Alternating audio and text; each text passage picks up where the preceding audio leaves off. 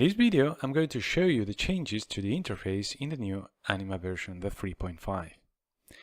First of all, as you can see, the main structure and layout hasn't changed. This is actually the same interface, but there are some important changes, however.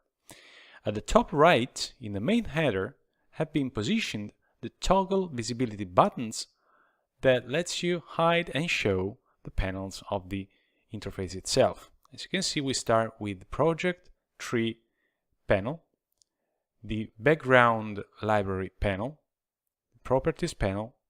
Here are the templates panel, the actors library, and the motion clips library panel.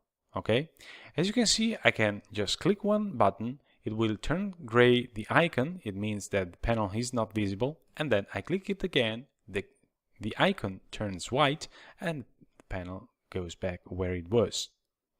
Very straightforward. Okay, they work exactly the same as before.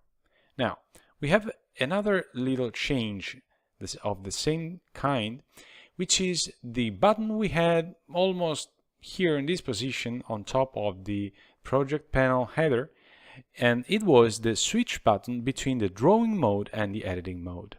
This switch button has been moved always on the main header, but on the left. As you can see here, we are now in the drawing mode, where we can draw and create simulation elements in the viewport, but we can click here on the actor icon and switch to the editing mode.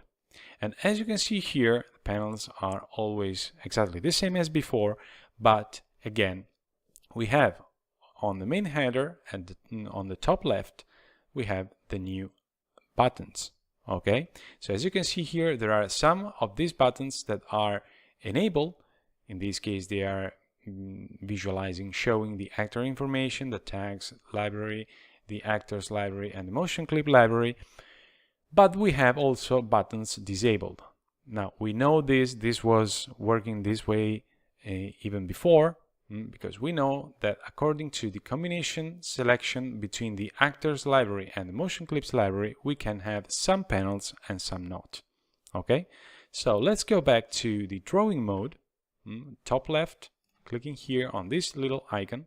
Okay, we go back to this mode because I'm going to show you the last change we have in the interface. It's a little change, but very useful. Okay, let's say that we want to work on our background model. We want to create a different path. For example, I will delete this one. It wasn't in the original scene. Okay, and I want to work in a more top view manner.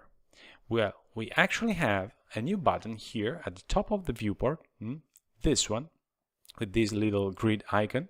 If we left click on it, we get this top view. Okay, this is actually not an orthographic view, an orthogonal view in this case, but it's a perspective view, but from the top position. So we can work a bit better. This is an easier way to, adjust what we already have to create new paths in a way a bit easier, especially when we are working with respect to other elements of the scene.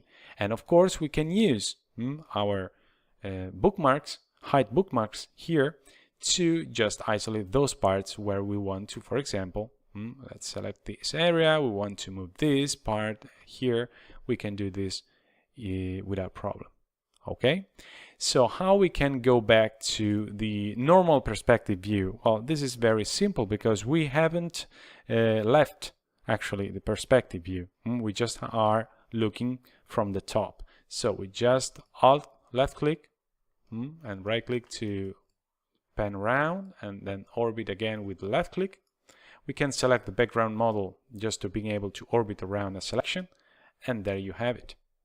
Okay, there is a little icon, new icon in the interface, which is this you have here, the top left of the viewport, but this is something we are going to talk about in the next videos. So for this video, we stop here. I'll see you in the next one.